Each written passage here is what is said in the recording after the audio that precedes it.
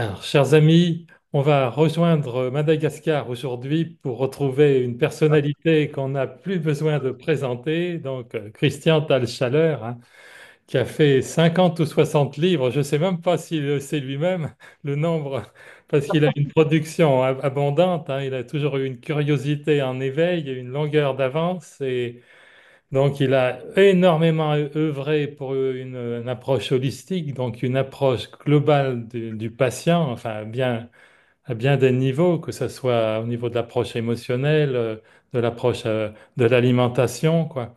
Enfin, ça fait très très longtemps qu'il a compris que des émotions joyeuses font des cellules heureuses, n'est-ce pas? Exactement. Oui, tout à fait. Voilà. Donc, cette curiosité. Vous, vous avez beaucoup travaillé quand même, Tal. On va voir. Oui, d'abord, on se retrouve pour parler de ce livre Psychothérapie spirituelle, donc pour guérir les blessures du passé et s'ouvrir à la lumière du futur.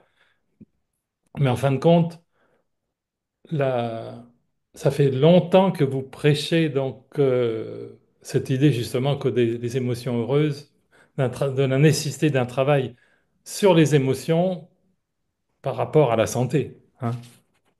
Oui, oui, j'ai découvert ça peu à peu parce que au début, j'étais un médecin généraliste tout à fait classique. Et puis peu à peu, j'ai découvert que la médecine qu'on m'avait appris, c'est à poser des diagnostics et à soigner les gens avec des produits chimiques qui les empoisonnent. Ça m'a fait un choc. Alors je me suis tourné vers les autres médecines. J'ai appris l'acupuncture, l'homéopathie, enfin, j'ai fait tout un parcours, mais quelque part, j'étais toujours un peu insatisfait parce que c'était toujours moi le thérapeute et les gens étaient des patients. Et un jour, après quelques années de pratique, j'ai dit, écoutez, si vous voulez continuer à être malade, trouvez quelqu'un d'autre. Je ne veux plus soigner des malades, je veux vous apprendre à être votre propre médecin. Donc, j'ai lancé le concept, la santé, ça s'apprend. Et j'ai dit à mes clients, mes patients, je leur ai dit, mon rôle, c'est de vous éduquer à la pensée holistique pour que vous preniez votre santé en main. Et le concept est simple, c'est ce qu'on retrouve dans toutes les médecines anciennes d'ailleurs, c'est que la santé va venir de s'occuper du corps physique, du corps émotionnel, du corps mental et du corps spirituel.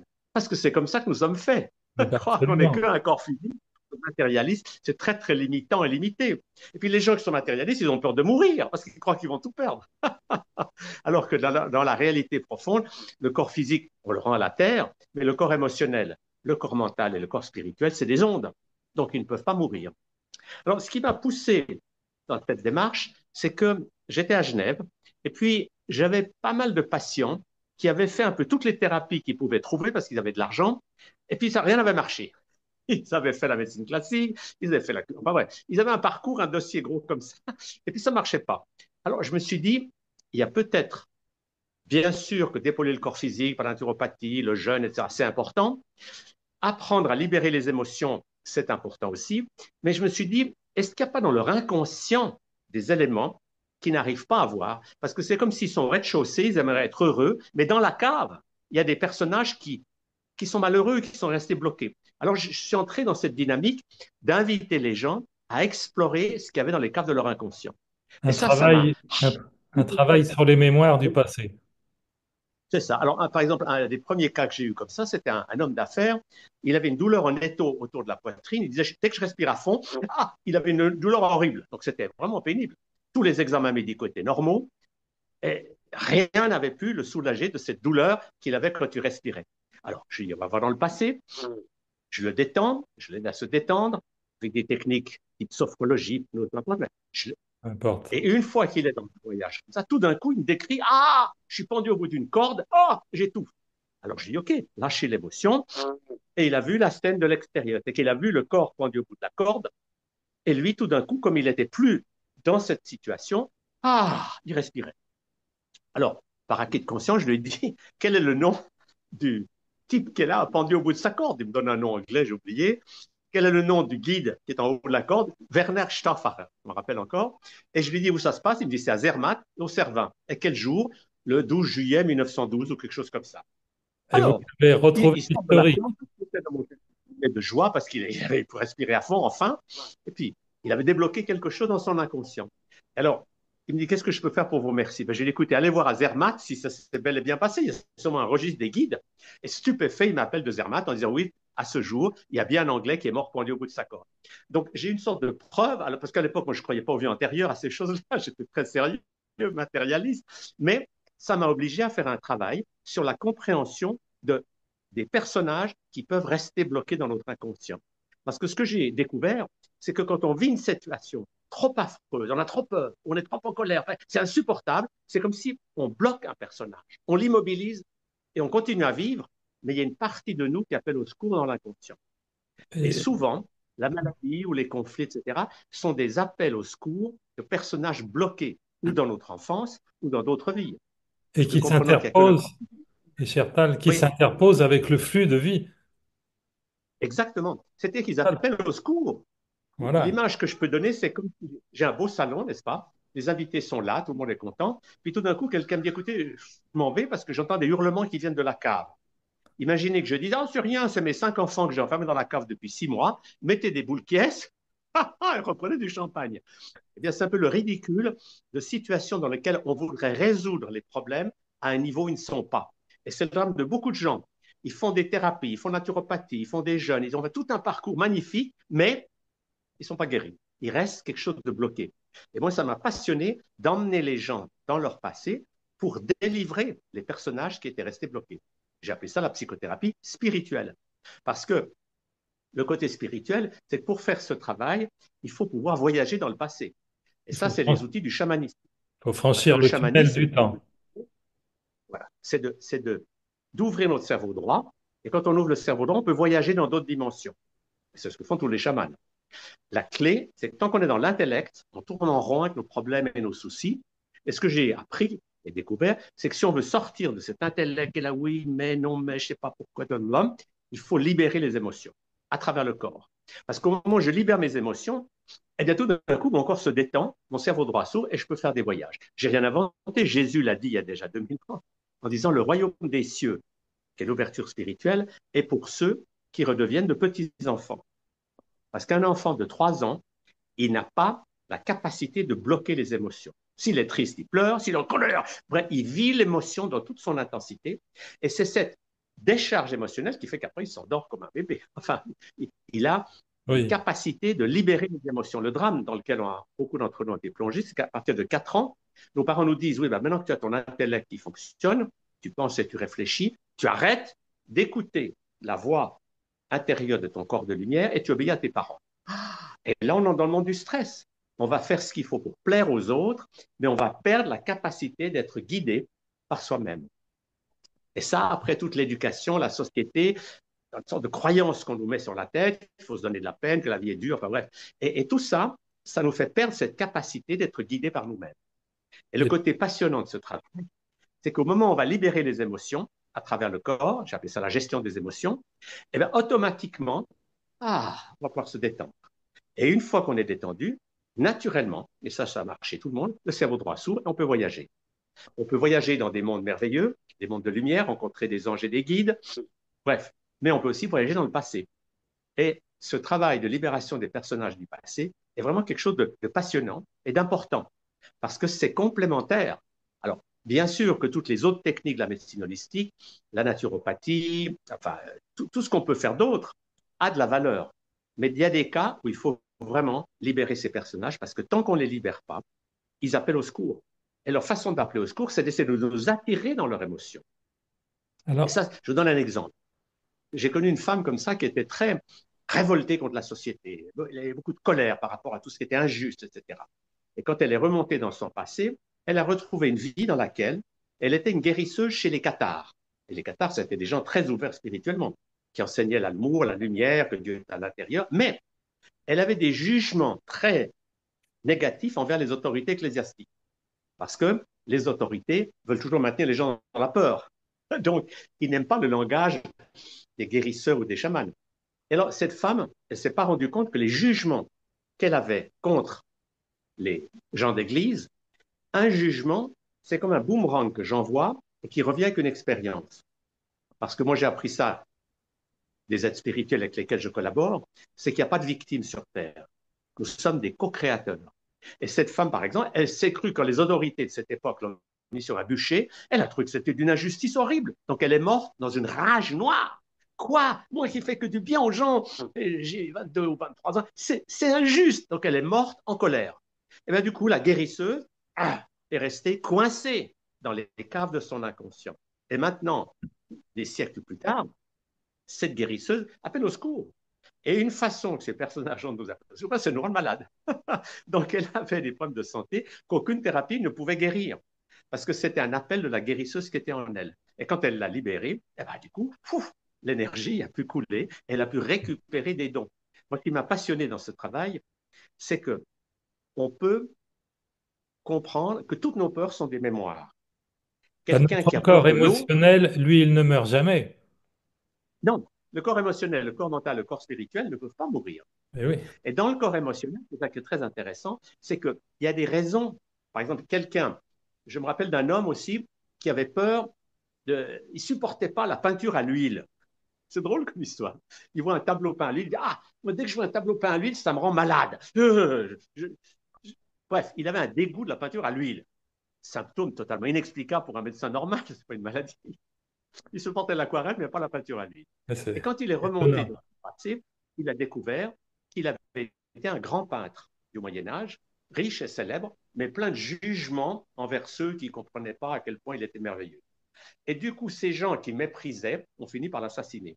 Et il est mort en maudissant la peinture. Il a dit, c'est à cause de mon talent de peintre que je meurs. Donc il est mort en colère. Une fois qu'il a pu libérer cette colère, eh ben, du coup, il a pu prendre des pinceaux et il fait des tableaux extraordinaires. Elle me dit, le seul problème que j'ai maintenant, c'est que je ne peux pas dire que j'étais un tel, parce que ça fait vraiment très orgueilleux. Alors je dis, oui, j'ai fait des stages. Bref, mais il a retrouvé ce génie de la peinture. Et Retrouver chez son beaucoup de talent. gens, c'est magnifique parce qu'ils retrouvent des talents qui avaient été bloqués par des expériences douloureuses. Alors le point très important de ce travail, c'est que j'ai compris qu'il ne suffit pas d'aller dans le passé. Il faut avoir le mode d'emploi de comment libérer les personnages. Le point clé, c'est que ces personnages immobilisés dans l'inconscient, ils sont dans une émotion qu'ils ne peuvent pas lâcher. Ou bien ils sont en colère, ou bien ils sont désespérés, mais ils sont bloqués émotionnellement.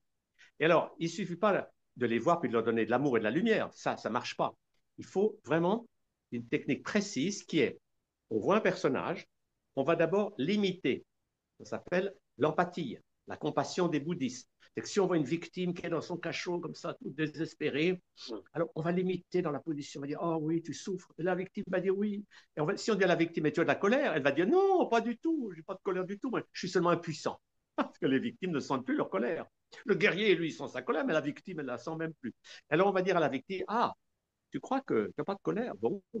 Et on va laisser l'émotion du personnage passer à travers nous, toujours en visualisation, puisqu'on est en voyage intérieur. Et puis quand on aura bien laissé sortir cette émotion du personnage, ou laisser l'émotion aller dans le feu qui est juste là à côté, on va dire au personnage, tu te sens mieux, n'est-ce pas? Et c'est obligé qu'ils disent, ah oui, oui, ah ben ça m'a fait du bien ce que tu as fait. À ce moment-là, on va lui dire, ah, maintenant tu vas danser avec moi. On va lui enseigner ça. Et c'est ce que font les chamans dans beaucoup de pays du monde. C'est que le propre des chamans, c'est qu'ils utilisent leur corps comme outil thérapeutique.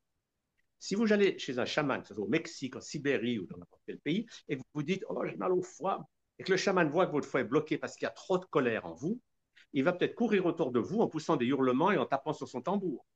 Danse, qui pour un médecin occidental semble totalement ridicule. Qu'est-ce que c'est que ce cirque? Mais ce que fait le chaman, c'est qu'il laisse une partie de votre colère passer à travers son corps à lui. Et au bout d'un moment, il va vous dire, vous vous sentez mieux, n'est-ce pas? Ah oui, je respire mieux. Allez, il va venir danser avec moi. Le propre des chamans, c'est qu'ils dansent. Ils vivent leurs émotions avec intensité.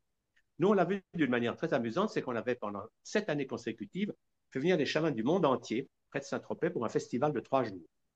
Ben, le point commun de ces chamans, ils venaient de pays lointains, avec leurs costumes, avec toutes sortes de... Ils avaient tous des côtés très différents les uns des autres, mais ils avaient un point commun. C'est qu'il n'y en a pas un seul qui reste assis sur sa chaise, sérieux. Tous se levaient, criaient, pleuraient, hurlaient, dansaient, tapaient sur leur tambour. Ils étaient vivants émotionnellement. Et comme ils libéraient leurs émotions et celles du public, ben, au bout d'un moment, les gens se sentaient mieux. Et du coup, les gens commençaient à danser aussi. Et c'est ça la clé. Les gens qui n'arrivent pas à voyager avec leur conscience, c'est parce qu'il y a trop d'émotions bloquées. Alors ils sont comme ça, ils disent non, je me dis que ça ne marche pas. Parce qu'ils restent coincés dans l'intellect. Au moment où on libère l'émotion à travers le corps, eh ben après, ouf, ça s'ouvre, et on va pouvoir se détendre et s'ouvrir à des réalités non matérielles. Voilà, alors En gros, c'est ça la technique. dans ce tunnel de lumière, en fin de compte, de, du passé, vous proposez, vous invitez les gens à avancer avec une épée de lumière. Oui, alors là, je Euh, dois préciser ceci. C'est qu'au début, je disais aux gens, on va dans votre inconscient à la cause du problème. Puis parfois, j'avais des résultats magnifiques, puis parfois, j'ai eu de la casse. Parce que j'amenais les gens dans quelque chose qu'ils n'étaient pas prêts à supporter. Et c'est là que je suis allé me former aux États-Unis, dans une école près d'Atlanta, l'école de médiumité. Et là, ce qu'on m'a appris de vraiment bien, c'est que ce n'est pas moi qui dois dire aux gens où ils doivent aller, c'est eux. Donc, la technique que j'utilise depuis 50 ans, c'est que j'emmène d'abord les gens, vous voyez, une fois qu'ils ont lâché leurs émotions, crier, pleurer à un, ils se détendent, je les fais monter jusque dans leur corps de lumière. Et quand ils sont dans leur corps de lumière, ils sont forcément bien. Ils sont dans la paix, dans la joie, dans l'unité avec tout ce qui vit. Et là, ils vont prendre leur épée de lumière. Et c'est cette épée de lumière qui va les guider avec une image qui descend, un escalier en colimaçon, pour aller jusque vers un personnage qu'ils sont prêts à libérer. Et ce que j'admire depuis que je fais ça, c'est que l'épée de lumière a une grande sagesse. Elle va nous emmener comme couche par couche. Parce que si vous descendez dans l'inconscient, vous trouvez un enfant qui pleure, c'est supportable. Mais si vous trouvez que vous avez été certains personnages, il faut dire que quand j'ai retrouvé que j'ai une vie d'inquisiteur, ah, c'était dur à digérer. Je mettais des femmes sur des bûchers, enfin, c'était horrible. Donc il y a des personnages en nous qui sont difficiles à assumer. Et là, l'épée de lumière a cette sagesse, elle va nous guider pas à pas pour aller de plus en plus profond dans notre inconscient, mais en tenant compte de ce qu'on peut supporter et ce qui est encore trop intense pour qu'on puisse le vivre. Voilà, c'est pour ça que l'épée de lumière est un outil très précieux, pour que ça soit la personne qui se guide elle-même et pas moi, le thérapeute, qui lui dise ce qu'elle doit faire. Et ça rejoint quelque chose d'important, c'est que moi, j'ai jamais voulu dire aux gens ce qu'ils doivent faire. Je ne veux pas dire aux gens vaccinez ou vaccinez pas vos enfants, ou ne faites pas de la chimiothérapie. Je ne veux pas jouer ce rôle. Je ne veux pas être un gourou ou quelqu'un qui dit obéissez-moi. Mon rôle, c'est d'informer et de donner aux gens des outils pour qu'ils puissent accéder, une fois qu'ils ont vu les différentes possibilités, qu'ils puissent accéder à leur sagesse personnelle intérieure. Et c'est ça le contact avec le corps de lumière. Parce que ce que j'ai appris de mes guides spirituels, avec lesquels je collabore depuis un demi-siècle, c'est que le but de l'évolution sur Terre, c'est de peu à peu arriver à ce qu'à chaque instant, on soit guidé par le corps de lumière et plus par l'intellect et la société. Et ça, c'est notre travail. Jusqu'à 4 ans, on vit tout ça. Un enfant de 3 ans, il est guidé par son corps de lumière.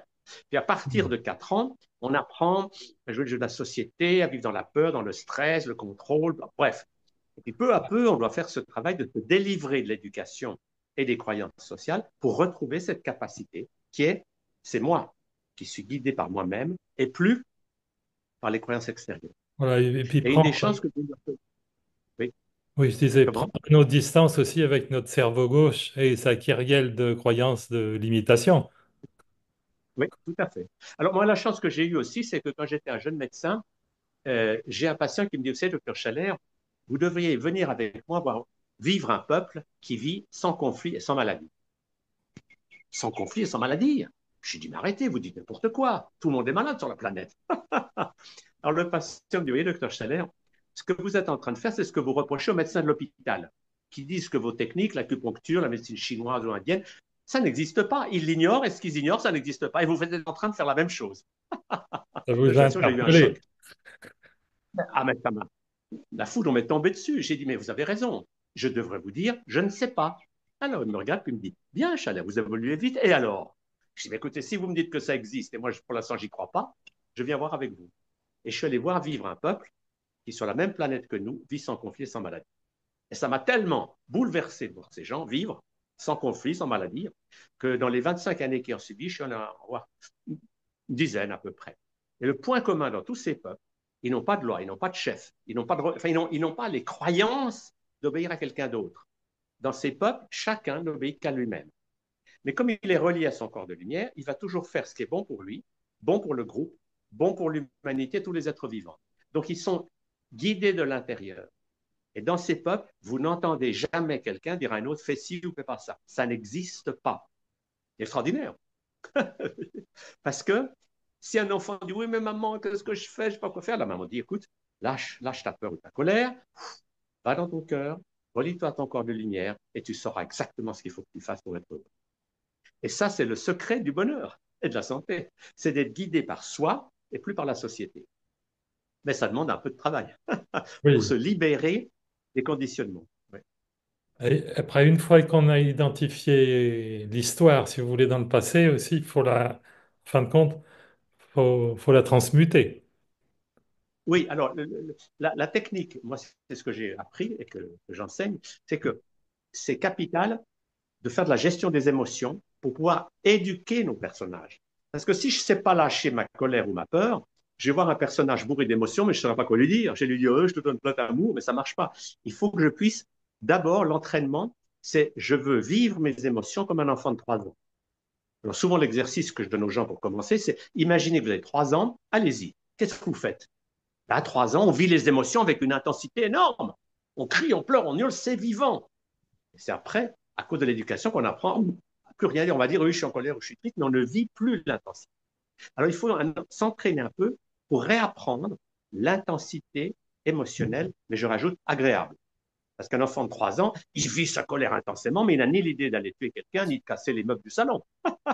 Il danse sa colère. Et c'est bon. Et après, il est détendu. Avant qu'on lui dise, ça suffit maintenant. Là, si tu fais encore ça, on ne t'aime plus. Ah, et l'enfant rentre dans le monde du stress. Et ça, moi, je l'ai bien connu parce que jusqu'à 6 ans, j'étais un enfant heureux. Je chantais, je dansais, je rencontrais des êtres de lumière magnifiques. Enfin, j'avais une vie sensationnelle. Puis à 6 ans, j'ai dit à tous ces amis spirituels, écoutez, je vais à l'école, on me dit que j'ai trop d'imagination, que je raconte des choses qui n'existent pas, laissez-moi tranquille. Eh bien, ils se sont discrètement éloignés, si je peux dire ça comme ça. Et de l'âge de 6 ans jusqu'à l'âge de 24 ans, j'ai passé 18 années dans le cerveau gauche. Les études, le travail, je suis devenu médecin. Mais avec un sentiment bizarre qui me manquait quelque chose. En fait, j'avais perdu la joie de vivre. J'étais devenu sérieux toute la journée. Je ne savais plus ni rire, ni chanter. Enfin bref, j'étais coincé. Et puis, la chance a voulu qu'à 24 ans, j'étais tellement sous stress que je suis allé à l'Institut Monroe aux États-Unis. Et Robert Monroe avait un institut, il nous apprenait un voyageur du corps avec des sons. Et le premier voyage que j'ai fait avec mon cerveau droit hors de mon corps, je suis monté sur un plan lumineux et j'ai vu tous mes amis spirituels qui m'ont dit, ça fait 18 ans qu'on est là, on t'attend. Sois le bienvenu. De belles Ah, retrouvailles. de bonheur, j'ai pleuré pendant 3 jours parce que ma vie était comme réconciliée. C'est-à-dire que depuis, j'utilise toujours mon cerveau gauche pour parler, pour agir, mais je n'ai plus bloqué mon cerveau droit. Et cet équilibre cerveau gauche, cerveau droit, c'est quand même fondamental parce que c'est ça qui va nous permettre d'être tantôt rationnel, raisonnable, et puis tantôt de sortir de la rationalité limitante du Descartes qui dit je pense donc je suis, et on va découvrir le je suis même quand je ne pense pas. C'est ce qu'on fait par la méditation, toutes les techniques qui permettent de sortir de ce mental intellectuel et de s'ouvrir à une conscience beaucoup plus vaste. Et quand on entre dans ces états de conscience plus vastes, on vit des expériences merveilleuses, magiques. On rencontre des fées, on rencontre des êtres de lumière, on rencontre des habitants d'autres étoiles. Bref, on a une vie beaucoup plus multidimensionnelle que quand on vit seulement dans le 2 plus 2 font 4. C'est ça Et le principe. il y a aussi la notion d'entité. Vous en parlez un petit peu, on peut être envahi aussi. Oui, en fait, c'est passionnant. N'est-ce pas? L'histoire des entités, c'est que quand quelqu'un meurt, eh bien, le fait de mourir, il n'a plus de corps physique. Mais sur le plan émotionnel, mental et spirituel, il est tout à fait comme il était avant. Et ce qui arrive souvent, c'est que des gens, tout d'un coup, ne comprennent pas qu'ils sont morts. Ils sont là, et les gens leur passent à travers. Yeah, je suis là, je suis là. Et puis personne ne fait attention à eux parce qu'eux n'ont pas pris conscience qu'ils étaient morts. Alors qu'est-ce qu'ils font certains? C'est comme ils sont désespérés de ne plus avoir de corps, eh bien, ils cherchent un corps à squatter. Et quand ils trouvent quelqu'un qui est un peu qui a des capacités médiumiques mais pas encore bien travaillées, ils s'engouffrent à l'intérieur. Et du coup, la personne vit des émotions très intenses, c'est celle de l'entité qui est en colère, qui est désespérée et qui possède la personne. Et c'est plus de la moitié, à peu près les 2 tiers des malades dans les hôpitaux psychiatriques qui sont possédés. Et on le voit bien parce que parce qu'ils ne sont pas possédés en permanence, quand ils reprennent leurs esprits, ils disent c'est pas moi, c'est quelqu'un d'autre qui m'a vu. Certains même parlent une langue étrangère quand ils sont sous possession. Et alors la clé, c'est que pour délivrer ces gens des phénomènes de possession, on ne peut pas simplement leur dire voilà un médicament, parce que les médicaments, qu'est-ce que ça fait? Ben, ça nous abrutit. On fait d'eux des zombies. Alors, moi, j'ai enseigné à beaucoup de malades mentaux à libérer leurs émotions. Et la question que je leur posais, des gens qui avaient fait 10 ou 20 ans d'asile, je leur disais est-ce que ça vous plairait un jour de pouvoir être thérapeute? Ceux qui me disaient Si je pouvais éviter un seul être humain, ce que je viens de vivre pendant 10 ou 15 ans, ça me plairait vraiment. Alors je dis, il n'y a pas de problème, je vais vous apprendre ça. Et une fois qu'on apprend à quelqu'un à lâcher ses émotions, il lâche aussi celles de l'entité. Et à ce moment-là, il pourra dire à l'entité, plutôt que rester dans mon corps, va dans la lumière. Et du coup, le malade mental devient thérapeute. J'ai fait un e-book là-dessus qui s'appelle Comment un malade mental peut sortir des griffes de la psychiatrie chimique et devenir thérapeute. Parce que j'en ai vu beaucoup. Le côté passionnant, c'est que toute situation de maladie ou de crise ou de difficulté, c'est l'occasion d'apprendre quelque chose. Et moi, la chance que j'ai, c'est que j'ai découvert que je pouvais communiquer avec des guides spirituels et ils apportent des informations. Donc, j'ai des gens qui m'appellent de n'importe où dans le monde et les guides vont leur montrer qu'est-ce qu'ils ont bloqué et comment ils peuvent, par un travail sur eux-mêmes, libérer ces mémoires. Et ce qui m'épate, c'est que ça tombe toujours juste. Si un guide dit oui, vous avez peur de l'eau parce que vous êtes mort noyé, etc., les gens, parce que c'est vrai, les guides nous lisent. Ils nous lisent à livre ouvert. Et ils nous donnent des outils pour avancer sur le chemin évolutif qui est que toute situation, c'est l'occasion d'apprendre quelque chose. Et quand on apprend à mieux gérer sa vie sur le plan physique, émotionnel, mental et spirituel, on évolue vers toujours plus relié à soi-même et à la lumière et à la joie et à l'amour et libéré des traumatismes anciens. Voilà À la propos façon dont ça se... à propos de libération des émotions, vous racontez une histoire assez extraordinaire qui s'est passée en prison. Oui, oui. C'est une belle histoire. Parce que la libération émotionnelle, c'est accepter l'émotion de l'autre et au lieu de simplement le juger, le repousser, de la laisser couler à travers soi. Et moi, j'ai vécu ça de différentes façons. Mais là, j'étais une fois en prison à Saint-Antoine, à Genève. J'avais tué personne, mais je ne voulais plus aller à l'armée. J'ai fait l'armée suisse 3 semaines, puis après, j'ai dit, ça suffit. Je suis devenu objecteur de conscience. Et j'ai fait 3 mois de prison. Et une fois, j'étais dans cette prison et la porte s'ouvre et on pousse, les geôliers poussent dedans un détenu qui était en rage. Il écumait de colère. Et ils vont chercher le geôlier spécialisé dans les cas violents. Et j'ai assisté à cette scène tout à fait incroyable du détenu qui disait au gardien de prison, foutez-moi le camp, espèce de... avec des injures. Et le gardien disait, ah, monsieur dit que... Et il répétait les injures en disant, monsieur dit que, mais toujours en disant vous, très poliment, mais et en même temps, il vivait l'émotion. C'est une scène extraordinaire. Je me suis dit, mais ils vont se taper dessus. Non. Au bout d'un moment, le détenu s'est effondré en larmes. C'est comme si sa colère avait lâché parce qu'elle avait passé à travers le gardien qu'il avait laissé sortir. Il est tombé dans les bras du gardien, il avait l'habitude, et il a dit cette phrase que j'oublierai jamais. Il a dit, je suis allé dans 17 prisons françaises. Jamais un gardien m'a vousoyé et j'ai compris que si vous répétiez les injures que je disais en disant Monsieur dit que, c'était par amour. Il a dit Je me suis senti aimé. Il était transformé. Et ça m'a beaucoup apporté. C'est la compréhension que quand l'autre vit une émotion, on ne l'aide pas si on veut le faire taire. Pour l'aider, il faut qu'on le rejoigne dans l'émotion, qu'on capte cette émotion et qu'on la lâche pour lui. À ce moment-là, il va mieux. C'est ça l'élément clé de ce travail. C'est une Et ce belle que j'ai vu de histoire. gardien faire, c'est la même chose qu'on fait avec les personnages du passé. Parce que je vous donne un exemple. On a, beaucoup d'entre nous, on a eu des vies de guerriers. Qu'est-ce que c'est qu'un guerrier?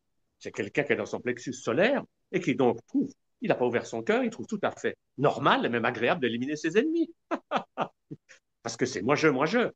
Mais ce qui se passe pour beaucoup d'êtres humains, c'est que quand on ouvre le cœur, tout d'un coup, on voit ce guerrier avec d'autres yeux. On dit, mais je veux pas, je veux plus ça, je veux l'amour.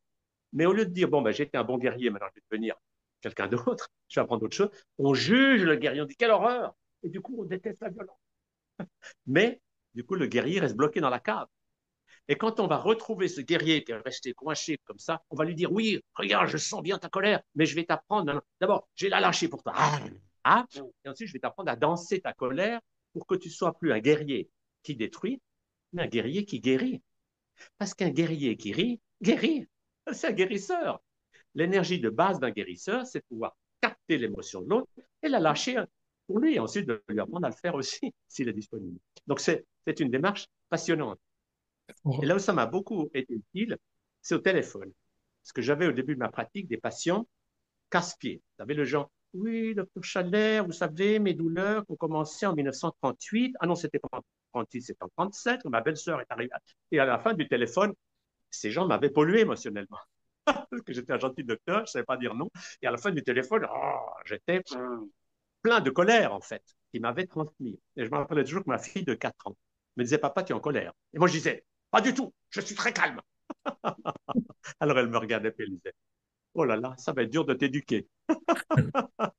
Elle m'a appris à redevenir un enfant. Et alors ça m'est encore utile aujourd'hui, c'est que si j'ai quelqu'un qui commence à me raconter trop de salade, je lui dis, un instant, je vous rappelle. Ou même quelqu'un qui a mal, oh, j'ai des douleurs. Je dis, un instant, je raccroche. Je me relie à cette personne, même si elle a le bout du monde, et je dis, elle ne sait pas lâcher son émotion, je le fais pour elle. Je ris, je pleure, je secoue mon corps pour que l'émotion sorte, la mienne et celle de l'autre. Et quand je reprends mon téléphone et que je rappelle la personne, c'est chaque fois spectaculaire. Alors, Madame vos douleurs, ah ben, vous savez, c'est drôle, mais juste maintenant, ça va bien. Alors, ça, on a toujours le droit de le faire pour quelqu'un. Lui dire non, parce qu'il faut respecter le libre arbitre. Si je dis à la personne, c'est moi qui viens vous enlever vos douleurs, non, je peux le faire. Et quand ça sera le moment, je peux dire à la personne, si vous voulez, je peux vous apprendre à le faire vous-même. Mais on ne peut pas faire de la thérapie sauvage, à Bon. imposer à l'autre. Mais on a toujours le droit de faire du bien à l'autre sans lui dire. C'est magique. Et avec Et les une des enfants. choses qui m'a vraiment. Comment? Oui, non, continuez, Tal, puis après, je voulais vous parler avec les enfants, mais je vous ai interrompu. Oui, ce que je voulais dire, c'est que un des outils formidables que j'ai trouvé dans ce domaine-là, à part le fait de libérer la colère, la tristesse, etc., à travers le corps, c'est le rire. Parce que quand on rit, notre cerveau fabrique tous les médicaments qu'on achète chez le pharmacien et toutes les drogues illégales. Et, Pas besoin et, d'acheter de la et, marijuana ou autre chose. et Le cerveau humain, gratuitement. c'est fermé. Mais il faut oser rire sans raison. Alors, j'ai eu la chance de travailler pendant 15 ans avec un clown. C'est une histoire drôle. J'ai rencontré un clown qui s'appelait Kinou, et à 42 ans, je crois, il a fait un AVC. On ne peut plus parler, le côté paralysé. Donc, on lui a dit, votre vie de clown, monsieur, c'est fini. Il était un peu désespéré. Et puis là, il est tombé sur un livre que j'avais fait à l'époque, qui est d'ailleurs sur mon site, qui s'appelle Rire, c'est la santé, et il y a un clown sur la couverture. Et pas ce hasard de la vie, ce clown ressemblait à lui en clown. Alors, il a acheté le livre, il a mis en pratique ce que dit le livre est simple. Il dit voilà ce qui vous rend malade, et si vous voulez guérir, il faut changer vos habitudes. Donc, il faut tourner le livre dans l'autre sens, et la fin se lit de gauche à droite, avec tout ce qui va nous permettre de dépolluer le corps physique, le corps émotionnel, d'aller vers la santé, d'apprendre à gérer sa santé. Alors, il lit le livre, il le met en pratique, et il me dit je suis en pleine forme grâce à vous, travaillons ensemble. Et pendant 15 ans, on a allé dans beaucoup d'hôpitaux, d'écoles, collèges, etc., pour enseigner le rire sans raison. Parce que tout le monde peut faire l'expérience. Dès que vous riez, au début, on se sent un peu idiot, mais si on ose le faire, au bout de 3, 4 minutes, waouh, qu'est-ce que ça fait du bien. C'est une technique merveilleuse. Mais c'est le rire qui m'a valu beaucoup d'ennuis avec les multinationales. Parce que si on dit qu'on peut rire et qu'on n'a plus besoin d'acheter des médicaments, évidemment que Big Pharma n'aime pas ce langage. Oui. C'est pour ça que moi, j'ai été beaucoup on m'a traité de complotiste. Enfin, bref, j'étais un danger pour Oui. l'industrie. Vous avez eu droit à tout. J'ai eu beaucoup de persécutions, mais en même temps, ça m'a bien éduqué. C'est pour ça qu'aujourd'hui, je dis, je suis reconnaissant de tous les ennuis que j'ai eus avec la justice, avec le fisc, avec tous ces gens-là, parce que grâce à eux, j'ai vraiment appris à lâcher ma colère. Parce que si on avait gardé, je serais vraiment aigri, ouais, c'est injuste. Ben non, j'ai vraiment dû être un champion de la libération de la colère. Je n'ai pas pu rester quelqu'un qui en veut aux autres. Donc, ils m'ont vraiment beaucoup apporté. Oui, Alors, donc, oui, quand on remet en route l'histoire, donc, enfin, il faut la transmuter. Vous racontez la belle oui. histoire du vizir. Du, Du vizir. oui, Elle est belle, cette oui. histoire. Oui, la clé, si vous voulez, j'ai un très joli texte là-dessus que j'envoie aux gens qui me font des mails, parce que moi, ce que je fais chez Madagascar, c'est que je réponds par mail aux gens. Ils vont sur mon site, ils trouvent mon mail, ils me posent une question et j'envoie des informations. Et une des informations que j'envoie, c'est cette magnifique histoire de l'empereur de Chine, parce qu'elle est magnifique. C'est que les empereurs de Chine avaient un secret. C'est que quand ils gouvernaient, puis quand ils ne savaient plus très bien quoi faire, parce que les ministres disaient des choses un peu contradictoires, alors l'empereur descendait par un escalier pour aller dans la salle des ancêtres. Et là, il était seul. Et là, il commençait par libérer ses émotions. Genre, j'y arriverai jamais, je suis tout enfant, je ne sais pas quoi faire. Il lâchait sa colère, sa peur, sa pitié. Il libérait les émotions de ne pas savoir quoi faire. Puis quand il avait fini sa libération émotionnelle, l'empereur, il se reliait à ses ancêtres. Et il vous disait, oh mes ancêtres, vous qui avez fait de la Chine cet empire tellement harmonieux où les choses marchent tellement bien, j'ai besoin de votre aide. Tout seul, j'y arrive pas. Et il attendait la guidance de ses ancêtres et de son corps de lumière. Et quand il avait la réponse, il remontait sur son trône et il disait, l'empereur de Chine a décidé que. Et c'est grâce à cette technique que pendant plusieurs siècles, la Chine a connu la paix, la prospérité. Ça marchait très bien parce que l'empereur était connecté au spirituel. Et puis le jour où un jeune empereur a dit, wow, tout ça c'est l'histoire du passé, je vais décider moi-même, et qu'il a laissé son intellect prendre la place, ben, la Chine est en décadence. Et donc, cette histoire, elle est belle parce que nous sommes tous des empereurs de Chine. C'est que nous sommes tous le roi, l'empereur de notre royaume. Mais nous avons à apprendre à ce que pour que ça marche dans notre monde, il faut d'abord libérer nos émotions, ça c'est la clé, et ensuite obtenir la guidance intérieure. Et si on fait ça, on va pouvoir créer paix, joie, amour, prospérité dans sa vie personnelle, dans notre famille, et puis après dans toute l'humanité, dans tous les êtres vivants. Et c'est ça le point commun que j'ai vu dans tous ces peuples naturels dont je parlais, c'est qu'ils ont toujours la conscience d'une unité entre tout ce qui est, notamment avec le peuple animal. Dans ces peuples naturels, l'idée de tuer un animal, personne ne l'a. Bien Pour eux, les sûr. animaux, ils ont le droit de vivre. Donc on joue avec eux, mais ils ne tuent pas les animaux. Pour eux, le fait que nous, on tue des animaux, on est complètement dégénéré. Et c'est vrai que tuer des animaux est une sottise absolue, sur le plan de notre santé d'abord, et sur le plan que c'est très destructif pour la planète. Enfin bref, ça nous met dans un système de violence permanente. Alors que dès qu'on se libère de cette vision de l'empire du bœuf, où on tue des animaux, on se sent déjà mieux. Et puis ensuite, ça nous ouvre à cette idée merveilleuse que nous sommes, ce que nous apprenons à faire, c'est à sentir notre unité avec tous les êtres humains, avec tous les êtres vivants, y compris le peuple animal, et avec tous les êtres vivants dans toutes les galaxies de l'univers. Nous sommes dans une conscience immense, merveilleuse. Et c'est à partir de cette conscience ouverte qu'on va se laisser guider pour faire ce qui est juste et bon pour nous. Tout à l'heure, oui, j'avais commencé à poser la question. Par rapport aux enfants, Oui, un enfant, il peut faire aussi ce voyage intérieur. oui. Ah, ça c'est. Alors justement, ce qui est passionnant, c'est que les enfants, si on commence à faire des voyages, peut-être en 4-5 ans, on va leur permettre de travailler avec leur cerveau droit. Et eux, les enfants vont très, très facilement dans leur vie antérieure. Je vous donne un exemple qui va vous faire rire. Un jour, ma fille qui avait 6 ans me dit, papa, tu vas encore me battre. Et moi, du tac au tac, je réponds, et toi, tu vas encore me trahir. C'est incroyable qu'on dise des choses pareilles. Oui. Je ne l'avais jamais battue, elle ne m'avait pas trahi. Alors je lui dis, écoute, il faut qu'on sache d'où ça vient, cette mémoire que tu as, que je vais te battre, et moi, la mémoire que j'ai, que tu vas me trahir. Alors je l'ai fait faire un voyage intérieur. Elle m'a décrit, on était à Rome, elle m'a décrit la Rome ancienne. Elle n'avait lu aucun livre là-dessus. On habitait dans, ils appelaient ça des insules, c'était des maisons de plusieurs étages. Alors on habitait au troisième. Donc elle me décrit tout ça à côté de la Via Appia. Enfin, puis elle me dit, tu étais mon père et tu m'as battu. Et quand j'ai eu 16 ans, j'en ai eu marre de tes coups, je t'ai dénoncé comme espion étranger et tu étais mis aux galères. Donc elle avait la mémoire que je l'avais battue et moi j'avais la mémoire qu'elle m'avait trahi. Oui.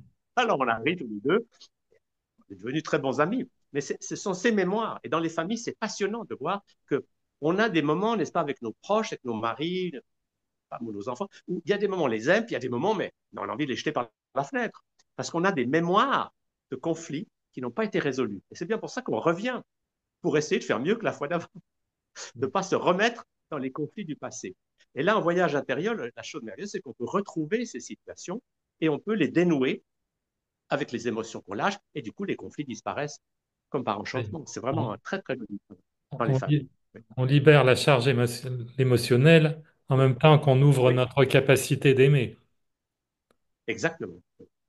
Et c'est dans les couples, par exemple, c'est très intéressant parce que dans les couples, très souvent, on a des mémoires de s'être. Il y en a un qui a gagné, qui a battu l'autre, des mémoires lourdes.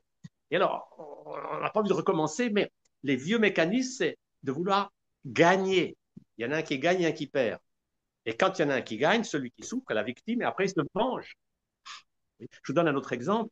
J'ai connu une vieille dame, comme ça, la femme d'un banquier, qui avait 80 ans, puis elle me dit, écoutez, docteur Chalère, je ne veux pas mourir avant de comprendre pourquoi, quand j'avais 5 ans, mon père me prenait sur ses genoux et je le haïssais, je voulais sa mort. J'étais dans une colère noire contre lui, mais elle a dit, j'ai jamais pu en parler à personne. Dans une famille de banquiers protestants genevois, ces choses ne se disent pas. Elle me dit, pourquoi j'avais cette haine de mon père? Alors, j'ai dit, on va chercher, on va remonter dans le temps. Et là, qu'est-ce qu'on découvre? c'est que dans une autre vie, cet homme qui, dans cette vie-ci, était son père, avait été son amant, mais l'avait tué et l'a mise à mort. Donc, elle avait la colère d'avoir été sa victime. Alors, je dis, attendez, vous avez retrouvé le rôle de victime, mais il faut retrouver maintenant la situation en miroir, parce que les victimes n'ont pas toujours été victimes. Il faut retrouver qu'est-ce qui s'est passé avant qui a enclenché ce mécanisme où il a été votre bourreau, vous avez été sa victime. Alors, elle est remontée plus dans le temps. Elle a découvert qu'elle avait été sa mère dans une autre vie et qu'elle l'avait très maltraitée et même tuée. Donc, on avait les deux personnages, deux victimes, deux bourreaux. Alors, on va apprendre aux victimes à lâcher leur colère sans l'envoyer sur l'autre, et on va apprendre aux bourreaux à lâcher leur colère sans imposer leur volonté à l'autre. Et à ce moment-là, c'est libre. Elle avait un grand sourire, et du coup, elle a pu partir dans la paix, de ne plus avoir l'incompréhension de pourquoi elle avait ces émotions tellement intenses, inexplicables sur le plan rationnel. Et tout comprendre, c'est tout pardonner. Voilà, c'est tout à fait cela. Mais le point le plus important, c'est que beaucoup de gens sont dans une vision du pardon qui reste intellectuelle. C'est la personne qui dit, j'ai pardonné à tous mes ennemis, mais j'ai la liste. Oui. Ça me fait toujours rire. Parce que c'est resté dans le mental. Oui, j'ai pardonné. Le vrai pardon, c'est pas ça. C'est pouvoir libérer l'émotion qu'on a et celle de l'autre. Là, on va pouvoir accepter la leçon. Mais on n'est plus dans, oui, moi je pardonne, je suis au-dessus de toi, parce que toi, tu ne sais pas le faire. C'est un pardon qui ne sonne pas juste. Le vrai pardon, c'est quand je peux accepter mon émotion. Oui, j'étais en rage. Oui, ou bien oui, tu m'as massacré, enfin, moi, j'ai été ta victime ou j'ai été ton bourreau. Je vais libérer l'émotion de mon personnage et du tien. Et comme ça, là, on va pouvoir dire, waouh, grâce à ça, on va accepter la leçon de la vie. Ça prouve bien qu'on peut apprendre par la joie, pas simplement par la souffrance. Alors, le côté passionnant, c'est que pour moi, la souffrance est très fortement liée à nos croyances. C'est parce qu'on nous a appris ce monde de souffrance. Regarde un enfant de 3 ans, franchement, il souffre très peu. S'il a peur, il crie. S'il est triste, il pleure. Mais il souffre, il ne reste pas comme ça. Mais après, l'éducation arrive, reste assis sur ta chaise, tu es à l'école. Et là, on entre dans un monde de souffrance. Moi, j'ai beaucoup souffert à l'école. Je trouve que c'est un monde de fou. Et c'est un monde de fou. Obliger un enfant à rester assis sur une chaise comme ça et lui apprendre qu'il doit obéir à quelqu'un, tout le temps à quelqu'un d'autre, et plus écouter son corps et son cœur, et plus être guidé par lui, c'est vraiment l'école de la souffrance. Mais la bonne nouvelle, c'est qu'on peut en sortir. Et là, parce que la souffrance est liée à notre ignorance de qui nous sommes. Si je suis conscient que j'ai un corps physique, un corps émotionnel, un corps mental et un corps spirituel, et que je commence à les gérer mieux, je sors du monde de la souffrance. C'est ça Voilà. qui est passionnant. Et en fait, il importe peu que les émotions connectées correspondent vraiment véritablement à des vies intérieures, ou que ce soit une connexion à des archétypes ou un mirage à Oui, partir de nos lectures, de nos croyances. Mais l'important, c'est qu'il y ait ce travail de libération. c'est ça. Oui, parce que, n'est-ce pas, quand les gens me disent croire ou pas aux vies antérieures, c'est que ce sont que des croyances. Moi, mon Voilà, rôle, c'est de dire aux gens, peu importe que vous y croyez ou pas, ce que je vais faire, c'est vous emmener voilà. et vous apprendre à aller vous-même voir ce qui s'est passé. Alors que ça soit dans votre enfance ou que ça soit dans une autre vue sur notre planète, ça, c'est vous qui allez le découvrir. Mais c'est pas moi qui vais vous imposer ma croyance. Voilà, enfin, dans tous les Mais cas, j'ai essayé il y a quelques jours, ça va vous faire rire, mais j'ai un monsieur qui m'appelait d'un pays lointain, et puis mes guides lui expliquent les personnages qui sont bloqués dans son passé. Alors, sur le moment, il écoute, il dit, ah là là, tiens, enfin, ça l'a beaucoup intéressé. Puis après, tout d'un coup, il m'envoie un mail pour me dire, c'est complètement idiot ce travail, parce que un médium m'a dit que j'avais plus aucun travail à faire sur mon passé, tout était guéri. Alors j'ai dit, bon, si vous croyez ça, c'est une croyance. Mais ce que je lui ai quand même dit, c'est essayer plutôt de mettre en pratique ces techniques et vous verrez vous-même si votre inconscient est totalement libéré. Parce que pour moi, tant qu'un être humain sur cette planète, c'est qu'il a encore des choses à apprendre. oui, sinon on ne serait Croire plus qu'on là. a réglé tout, ça c'est vraiment une illusion la plus totale. Enfin, ce qui est sûr, c'est qu'on peut réenchanter notre monde d'autant plus facilement que notre vie n'est plus conditionnée par le passé. Et pour ça, Exactement. vous avez Oui, c'est ça. fait un beau travail, Mhm. Non, cher Tal. il y a un point très intéressant, c'est que quand on fait ce travail, il faut pas, si vous racontez à quelqu'un, oui, n'est-ce pas, dans une autre vie, j'étais Marie-Antoinette ou Napoléon, ça n'a pas de sens. Ce qu'il faut, c'est faire un travail sur soi et puis après être discret par rapport. C'est pas de dire aux gens, parce que qui on a été, quel rôle on a joué, Ça n'a pas, mais ce qui compte, c'est quelle émotion on n'a pas pu libérer. Voilà. Et ça, c'est vraiment intéressant. Parce que qu'on ait été mendiant ou archevêque, pas, peu importe, mais c'est l'émotion bloquée qui est le problème. C'est pas le rôle. Et au moment où on libère ces émotions, ouf, on va pouvoir s'épanouir. Et ce qui est génial, c'est que souvent on retrouve comme ça des capacités, des talents qui avaient été bloqués par l'éducation. Il y a beaucoup de livres d'ailleurs là-dessus. Moi, j'en ai publié pas mal avec les éditions Vive et Soleil à l'époque où j'étais éditeur. C'est des gens qui retrouvent leur passé et qui écrivent un livre. Il y a des livres bouleversants de beauté sur des gens qui ont retrouvé ce qu'ils avaient vécu. Et puis, Et ça, la chose importante, le côté passionnant, c'est que ça apporte une vision de l'histoire de l'humanité qui n'est pas du tout celle des livres d'école. C'est qu'on voilà. s'aperçoit avant ce qu'on connaît, il y avait l'Atlantide, qui était une société début très spirituelle et qui peu à peu s'est intellectualisée, qui a fini par s'autodétruire. Et puis avant, il y avait la Lémurie. Et en Lémurie, les êtres humains étaient tous connectés à leur corps de lumière. C'est ce que les mythes décrivent comme le jardin d'Éden. Et nous n'avons pas été chassés du paradis par un Dieu père fouettard. Ça, ce sont des idées abracadabra. Mais nous avons choisi de peu à peu quitter cette guidance intérieure pour laisser des croyances prendre le dessus sur notre intuition profonde. Et c'est comme ça qu'on a créé les divisions, les guerres, le racisme, enfin bref, tout ce qu'on connaît aujourd'hui, et dont on est peu à peu en train de sortir grâce à l'éveil des consciences. Voilà, tout un travail, hein. Mais donc, votre livre est vraiment très, très intéressant, cher Tal, et il nous invite vraiment à redevenir, à être vivant, quoi, en fin de compte, hein. Voilà. Exactement. Je Vous- crois que c'est tout notre apprentissage, c'est de comprendre qu'il y a des moments où, au lieu d'être vivant, on a bloqué. Par exemple, Voilà. si j'ai peur de quelque chose, je suis là, Eh oh, et oui, je reste bloqué. Si je meurs dans cet état-là, j'ai un personnage qui reste bloqué. Et du coup, nos peurs sont toujours des mémoires. Alors, au moment où je vais libérer ces personnages, bah, je vais vivre beaucoup mieux. Et je vais voilà, pouvoir être conscient qu'à chaque instant, avoir des émotions, c'est normal. On en a tous. Et on ne peut pas dire je suis tout le temps dans la paix, dans l'amour. Non, non, non, on a tous des moments où on est en colère, on est triste, on est désespéré. Mais la clé, c'est de ne plus stocker. Si je reste avec ça en disant je suis désespéré, parce que si, je suis coincé. Mais si je dis ok, je vais lâcher, je vais rire un bon coup, tout d'un coup, le vent de la vie se remet à souffler et je redeviens vivant. voilà, c'est C'est ça notre but. une belle invitation à une joyeuse libération. Mon cher Tal, je ne sais pas si c'est que la nuit tombe à Madagascar, mais on ne vous voit presque plus. Ah, il faut que tu allumes juste un Voilà, instant. Oui, voilà, oui, parce que le soleil est en train de se coucher. voilà, voilà. Voilà, c'est mieux. Non, ben là, c'est parfait. On vous retrouve dans la lumière, hein. Voilà. En tout cas, Voilà. c'était un plaisir d'échanger. Vraiment, merci beaucoup, Christian, de ces bonnes questions et d'avoir participé ainsi d'une manière très chaleureuse et positive à un travail qui, je pense, est important. Moi, surtout, ce qui me plaît, c'est que n'importe qui peut apprendre à faire ça. Ce n'est pas des techniques réservées. Bien Moi, je dois faire sûr. 20 ans d'études. Dès que vous apprenez à faire voyager vos enfants, par exemple, dans le passé, vous apprenez à faire des voyages intérieurs vous-même, vous en faites faire d'autres, vous pouvez vraiment aider des gens d'une manière très, on va dire, complémentaire à tout ce qui est les techniques de santé, la naturopathie, enfin tout le Et reste. il ne les C'est supprime pas un pour ensemble. autant, mais c'est très, Non, très intéressant comme complément. tout Surtout à quand fait il y a vrai. vraiment Parce un que, problème qui perdure, enfin, quand on a tout essayé, quoi, hein. oui, tout à fait. Et moi, ce que j'aime bien dans le concept holistique, c'est qu'on ne rejette rien. On n'est pas Hein, pour une médecine contre une autre, voilà. on est pour la complémentarité dans l'unité. Et tout à sa place. Tout Bah, à sa place. Et toutes les techniques qu'on peut utiliser, la clé, c'est qu'elles soient respectueuses du vivant et qu'elles respectent le fait que l'être humain n'a pas été fait ni pour être injecté toute la journée avec des produits chimiques, comme on cherche à le faire aujourd'hui, ni pour avaler des pilules chimiques toute la journée.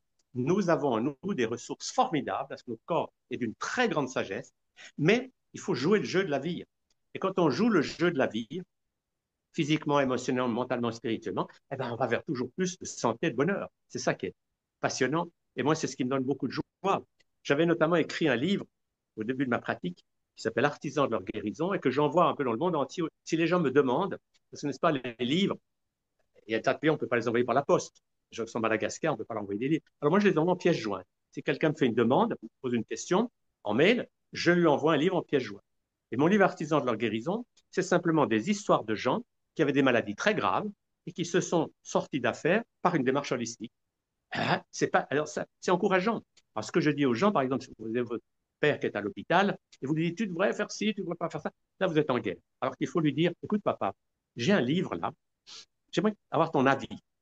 Puis vous lui mettez le livre sur la table de chevet. Et si le père lit le livre, il va dire, ou bien il va dire, waouh, c'est génial, tous ces gens qui sont guéris, je veux le faire aussi, ou bien il va vous dire, bon, et là, il Oui, ne faut pas l'obliger. voilà, On ne si peut c'est pas pas pour obliger les lui, gens à c'est faire pas pour ça. lui, hein. Voilà, chacun a son choix. Mais au moins, on aura la conscience tranquille qu'on a donné l'information que c'est possible. Et moi, c'est ça, je dirais, que je trouve passionnant, c'est qu'il n'y a pas de situation impossible.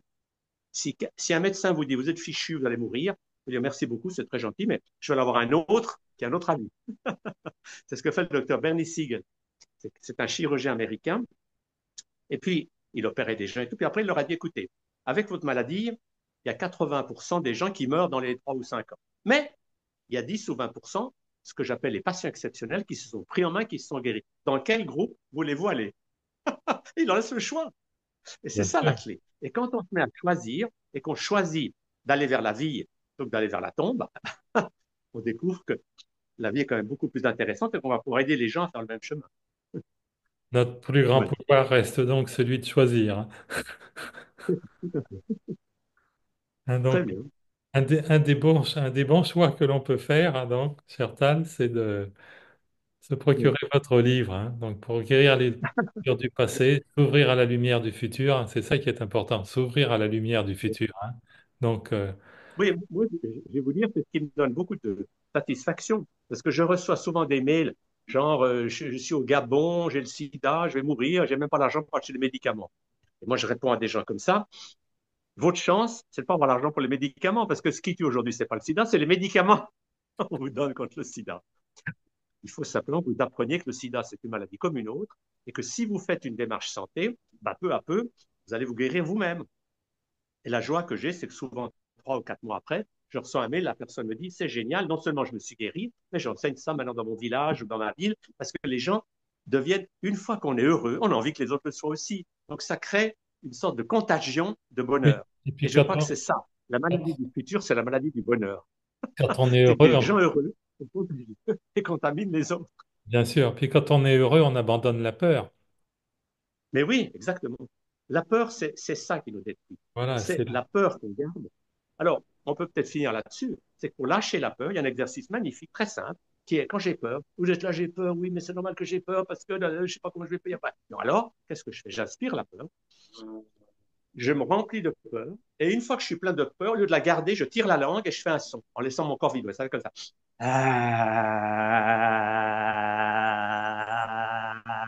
Et quand j'arrive à vide d'air, comme j'ai lâché la peur, tout d'un coup, quand je reprends de l'air, j'entre dans ce que j'appelle le bonheur dans l'instant présent. Parce qu'une fois que la peur est sortie, je suis oui. heureux.